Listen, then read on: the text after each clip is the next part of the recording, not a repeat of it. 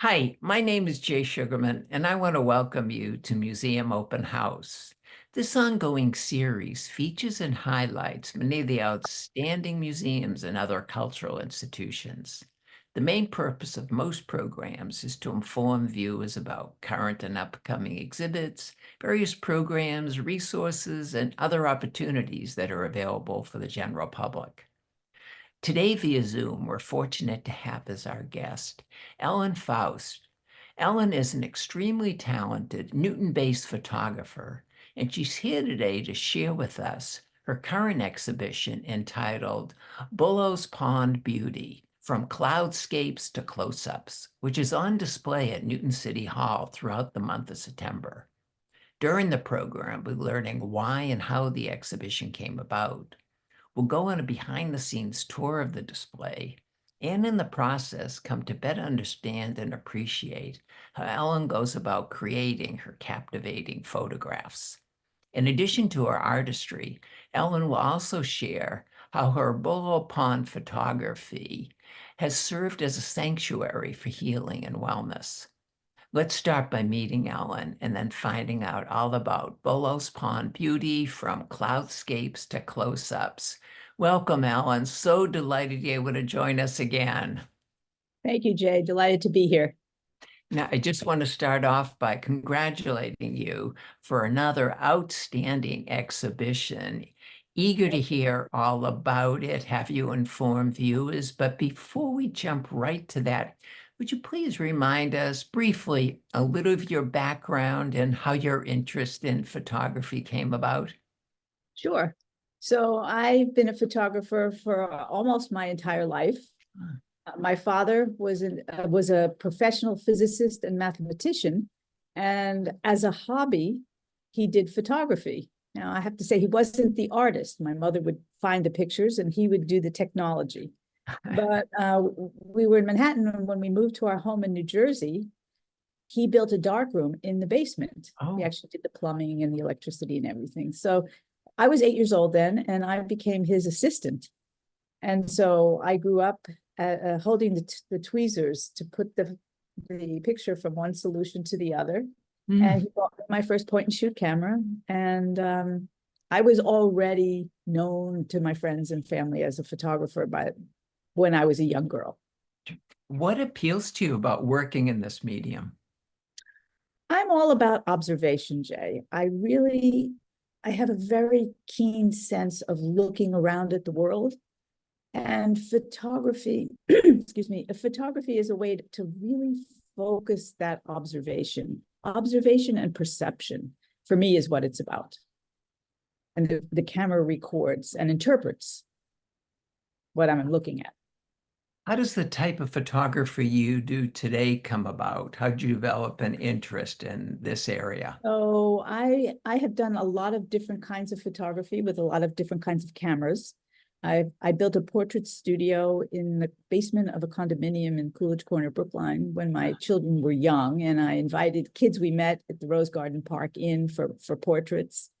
So I did that with a Nikon camera, a film camera, and I did a very short stint doing weddings and bar mitzvahs. The cameras my father gave me, I did street photography while I was traveling throughout Europe. In 2014, I had a 2-hour commute to my job, and I had an iPhone 4S, and I bought a pair of big Bose headphones, and I had my 4S, and I just sat on the T listening to lectures and taking candid street shots. So that was how I really got into the iPhone. And then in 2018, it came to me on Facebook, an iPhone photography class. And I decided, what the heck, I'll take this class. And I got hooked on iPhone photography. So right now, I don't have a large camera. Everything that you're going to see today has been done with an iPhone 10, 11, 12 Pro, 13, and 15 Pro Max, which is the current one. Terrific, terrific, terrific. Well, moving on, how did your interest in Bullough's Pond come about? So I mentioned that I took a class that I found out through Facebook. It was an online class, and one of the assignments was to take a picture of a reflection I've lived in Newton since 1997, and it wasn't until about 2018-ish maybe that I even knew about Bullough's Pond. And Mhm. that coincided with the course. So I needed to take a reflection, and I knew there would be one at the pond. So that's how I got started at the pond. Great. And before we jump into the exhibition, how did that occurrence come about, the ability to display at City Hall? How did I get the exhibition at City Yeah. Hall? So Newton Cultural Development is in charge of this. The second floor of City Hall is designated, outside where the town hall meets, is designated the mayor's fine art gallery. And Ah, they put out a call for art twice a year. So I applied. I wonderful. applied specifically with this Bullough Pond collection. Terrific, terrific. Yeah. Well, we'll hear much more about how you go about your craftsmanship, but let's segue to some of the wonderful images that you've assembled of your work as we go through the display. Okay, I'm going to share my screen here, and I'll start with an overview of the project that I'm working on, Please. and then we'll go from there. Wonderful. Thank you. So this is a flyer advertising the show. It's at City Hall from September 3rd to September 30th during business hours on the second floor. And this is an overview of the installation. It contains 28 photographs. I've used every single space that I could hang something on, I did. And they're iPhone pictures, but this one here on the left, well, at least it's my left, is printed almost 3 feet high. Mm, So people are always amazed. Yes, you can get a very good print. These are 20 by 24-inch frames from an iPhone. So let me just spend a minute or two telling you about the project as a whole. We mentioned already that I took my first photo of a reflection for the class assignment in 2018. And then in 2020, of course, we all know we had to stay in our own houses. And a month after the pandemic began, my mother passed away, not of COVID, but of being 96 years old. mm, And it's like, what do you do when you're stuck in your house and there's a pandemic? And if you went anywhere where people were, you would have to put on a mask. So I was already familiar with the pond from my homework assignment of the ah, reflection. And so I started going to the pond. That's how it really started. It coincided, of course, with my working remotely so that I could be at the pond at all times of day. mhm, Before COVID came, I could only be there on weekends or evenings. So it really, the pandemic made this whole project possible. mhm. And grieving my mother's death made me need to be in a place with beauty and nature and birds. So it was very soothing to spend hours at a time there. So, and then I discovered the clouds above me. I was looking primarily at the birds and the water, but I realized the clouds were in some ways the main attraction. And in Mhm. 2022, I actually found and joined the Cloud Appreciation Society based in London and began an amateur study of clouds. So a lot Wow. of the pictures that I'm going to show you feature clouds. Let's see, what do I want to say here? I produced these pictures as enlargement, fine art photos, framed fine art photos. I also have a 12-month calendar, note cards, and this project is a marker on the way towards producing a photo book. Mm, mm. These pictures plus others will be in a photo book.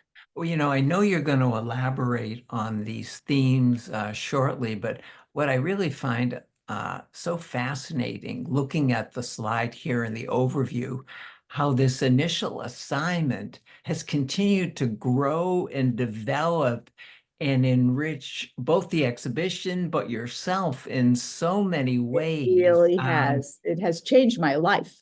Yeah, it really Yeah, speaks to, in talking to a lot of creators, inventors, just the notion of jumping in and doing something and then seeing where it takes you, not having any predetermined ideas maybe of what the finished product is going to be. Because I right. think we're going to hear you're still evolving with this. It's Totally. amazing. Yeah, I have no idea. I mean, I have a general sense of where it's going, but when I started, I had absolutely no notion that I would by now, 6 years later, have taken close to 85,000 pictures.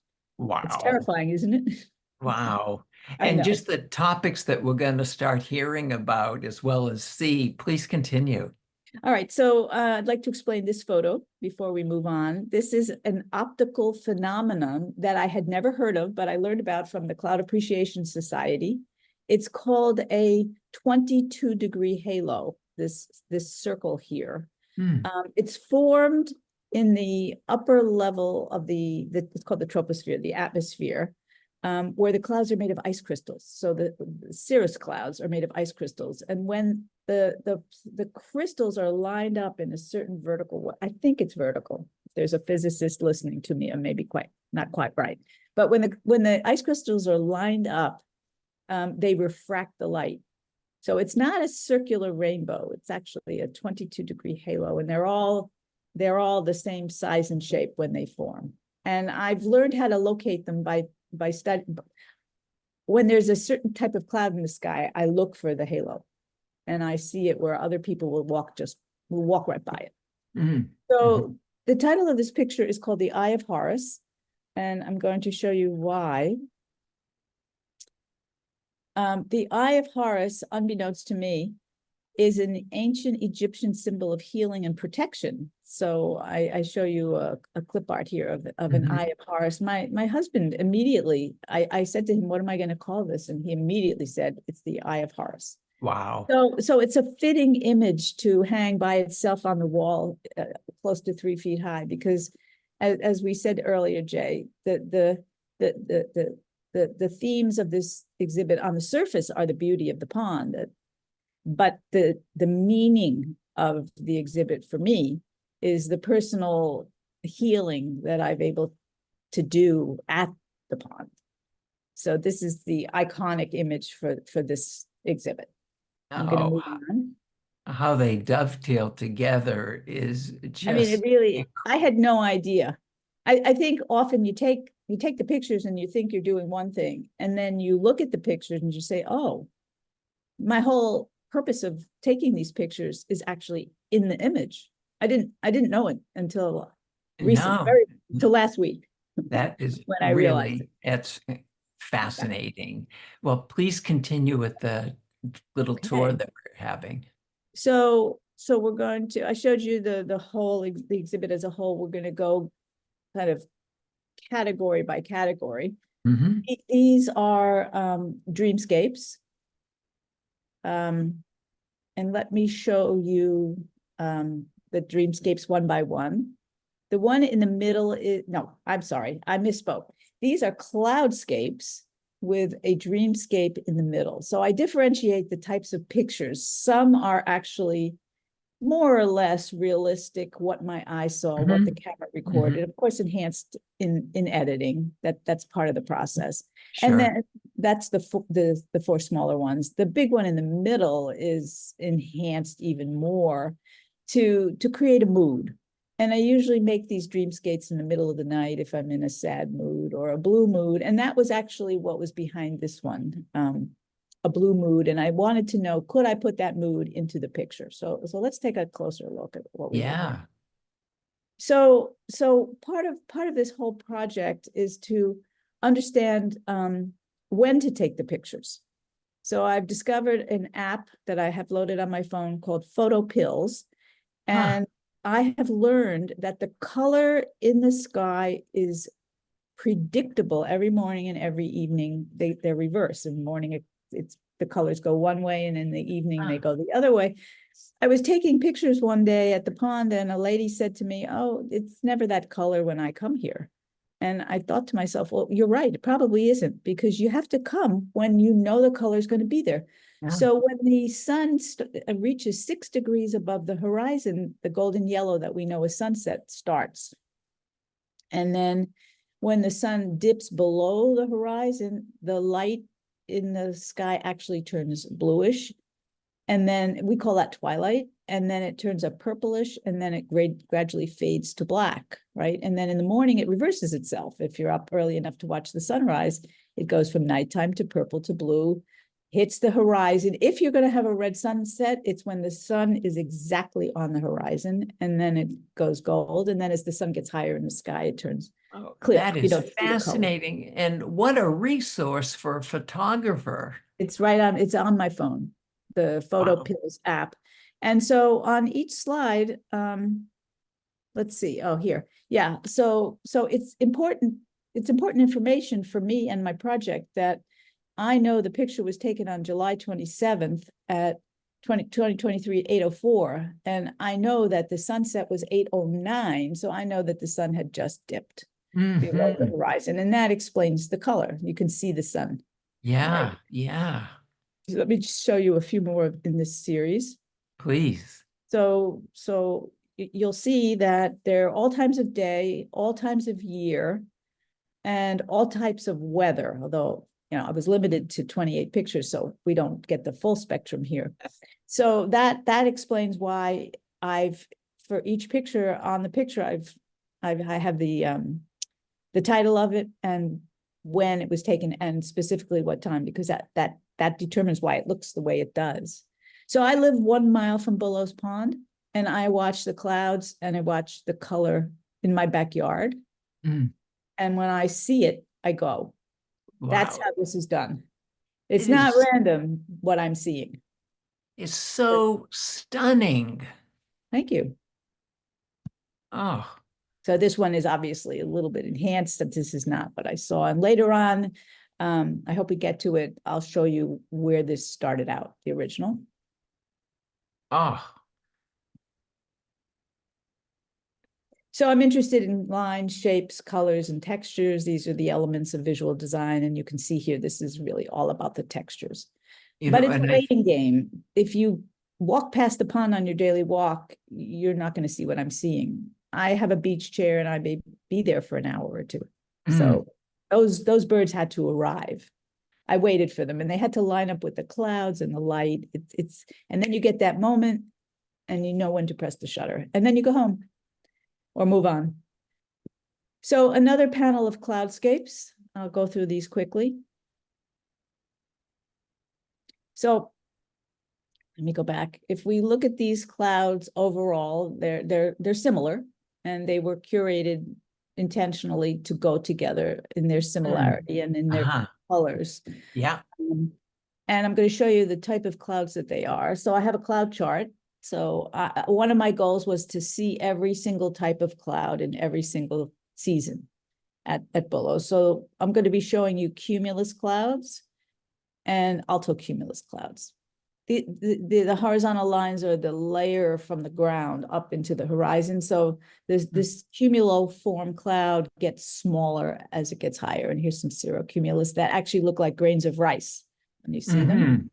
So here we have altocumulus undulatus. They're in an undulating wave-like pattern. It's the wind that's responsible for the wind and the temperature that's responsible. Here, the blue is the cloud. Yeah. Right here is the edge of a cumulus cloud. And then there's another cloud, I'm not exactly sure what it is, behind it that's causing it to stand out in silhouette. And then the reflections change the way they look based on how much wind there is that day. So here we had wind coming this direction. And so you can see those cumulus clouds are reflected. That's what this is down here. I just love the shape of it.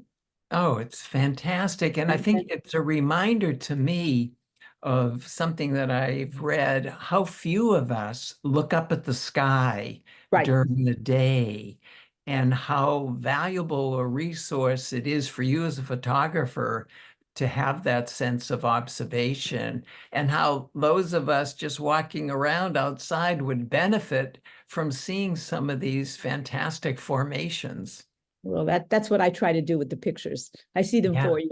And I you have gotten do. many people excited about clouds. And now I'm Yeah. getting I get text messages that alert me. Look what I'm seeing here. There's a good sky today. There's a halo. That's This was great. phenomenal. This was absolutely Oh, phenomenal. I thought it looked like ladyfingers. So the yeah, title of yeah, Yeah. So we started with the fall one with the flecks of leaves. This is the same exact scene. There's not that much public access on this place. So many of my pictures are the same exact scene over and over again. Mm, Here's another Alto Cumulus undulatus. So let's move on wow. to dreamscapes. So Please. dreamscapes start out always with a straight shot, and I don't do too much subtracting or adding, except for moons and stars and some snow sometimes. But otherwise, it's just mostly in the color and the light that I'm changing to create a fantasy image. So let's see, this goes back to 2019. This is one of my earliest ones. It was done, these are all done on the iPhone. The editing is done on the iPhone. In order to print them, though, I have to use professional software, Lightroom and Photoshop. But I try to emulate what I was able to do on my iPhone. I need to do the professional editing software in order to be able to enlarge it as big as I do and to print Uh-huh. it. Uh-huh. So this one was just a few sliders on the iPhone, and it Wow. created like a confectioner's sugar. Yeah. Whoops, Ah. like you feel like you want to stick your tongue out and lick lick the trees. Um, so Oh. here I added, obviously, this was a daytime scene. This is a daytime scene. You'll see the original. We're getting there. And Oh. this is one of my favorites. But you Oh, can see yeah. it's the same tree that you've seen before. Wow. But we have an alien sky up here. And this is a recent one that I did. I added the star and I added the light beam to create kind of a magical. I wanted it to be very magical feeling, like you could feel the stillness of the snow falling. Definitely comes There was through. actually no snow that day. So I Mm, call these dreamscapes. So I'm not trying to pull the wool over anybody's yeah. eyes. My Zoom is in the way, so I can't, whoops. I'm trying to move my Zoom just so I can see my own slide here. Yeah, so these are done with at least 3 editing apps that can be downloaded onto the phone. And I just had feedback this morning from a friend of mine who reviewed the slide, who said that Snow Days is no longer available. Oh, So, okay. but there are apps where you can add snow. So like this is the before and after of the photos that you just saw. So here's the Yeah. confectioner's sugar, and this is what the camera saw with no editing at all. So I That's changed the really, light. Yeah, here we have actually a daytime scene that became a moonrise. mm, And again here, a daytime scene to which I added the color and the light and the snow. And this is the biggest transformation of all, probably. This is the moonrise yeah. magic I showed Wow. you in the beginning. Started out like looking like absolutely nothing. Absolutely nothing. But the camera recorded the structure of the image. And then I created the mood and the atmosphere. And It's here we go. So fascinating to see here, these before and after. yeah, people enjoy this. So here you can see the pink clouds were in the sky.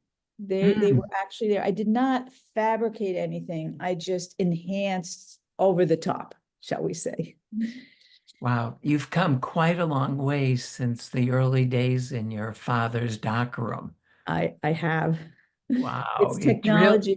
It really speaks to the development of technology and what's available. It really does. In the 5 minutes or so we have Yep. left, please highlight what you'd like to Yep. choose. I'm just going to point out that I've started recently, not so recently, but I've started showing. I never showed them before. Close-up images, and let me just breeze through them. Hmm.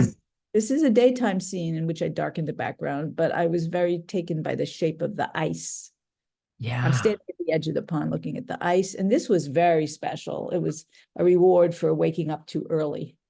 Um, I have snow pants and boots and rain pants. I've been there in all different seasons and weathers, and so this was winter, obviously, and this is a unusual kind of frost for me to see called hoar frost. And here I'm standing at the edge of the pond looking into the water. So let's breeze through some more close-ups. These I've Yeah. on the walls in cool tones and warm tones. And Mm-hmm. so here we have a reflection. It's actually in August. It's not a fall tree. Ah, August? That doesn't yeah. feel right. I wonder if I made a mistake on the slide. I'm not sure. But it's not a fall tree. It's actually Yeah. a red-leafed tree because Okay. the green leaves are still on this other tree. Yeah.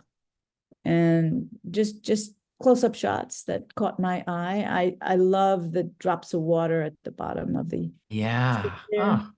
A leaf hanging on to that boring black fence that's there. And here the ice was actually frozen and somebody had drilled 4 inches so that I knew it was safe to walk out on. Mm-hmm. People were skating. And I looked down and I saw this pattern of leaves that made me feel like a circular motion. Nice. Nice. And here's that same reflection. And I have a slide where you can see that. Yeah, it Yeah. was that Yeah. was a mistake. It's May. I knew it wasn't August. May Okay. 2nd, that's the correct date. And it's a spring tree that comes out red. And Okay. the same exact reflection in a partially iced over pond in a morning sunlight. So these are not autumn leaves. This is morning sunlight hitting the trees and then in the water. And it's obviously upside down. Wonderful to see the contrast. Yeah. So I think we can wrap it up here. This is the last set of images I want to share with everybody. Please. Um, these are some cloudscapes and some birds. It's hard for me to do animals and birds with the iPhone without a telephoto lens, but I have managed. So this is I call Guardians of the Gestating Eggs, because this is the mother goose sitting on her nest Uh-huh. and her guy sleeping on the job, protecting her. But he wakes up when anybody came by, and it was a gentle April morning with a delicate rain, and the leaves were just coming out. And I was sitting there with my beach chair, just watching the nest. And I thought I'd share with you the most exciting part of what I saw. And Oh, we have just a few minutes left. Every 45 minutes, she would get up and bend over and rotate her eggs so that they got an even distribution of heat. I had wow. no idea of this behavior until someone said, No. "Hey, you need to see her turning the eggs." So that's when I got the beach chair, and I knew I had to just sit and watch. So I spent many an hour waiting for this. And then, of course, Oh, chicks. And there's one little chick, the phrase under the wing, yeah. take her under the wing.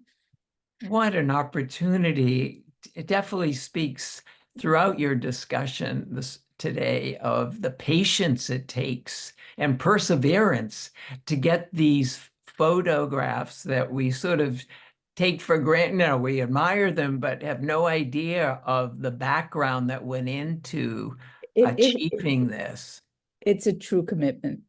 I think the Wow. project will wind down. I've been doing it for 6 years, and it feels like it's going to wind down this year. We'll see. I may find something new. And I know Um, in addition to your own photography, you offer different workshops, adult education as well. right. I tutor privately, iPhone classes, one-on-one, or people can get a group together and we can figure out the price for the group. And then in Zoom or in person, I do that. I also teach at Brandeis in the Osher Lifelong Learning Institute, the Bali program at Oh, Brandeis. yeah. It's a membership program. Once you join, you then select from a menu of courses, and my course is called how how yeah, I'm going to forget how to take and edit awesome iPhone photos. And Wow. Wow. it's always got a waiting list Well, because after every seeing your work, it couldn't have a better instructor for that. thank Ellen, you. unfortunately, we've come Yeah, to the end of our time. Want to thank you so much for sharing these photos. Look forward to following future exhibitions of your work. We'll have your contact information in the credits, and now just thank continued you. success with future endeavors. Thank you. It's been my pleasure, Jay. Also want to thank those of you watching for joining us and hope you'll be able to tune in next time.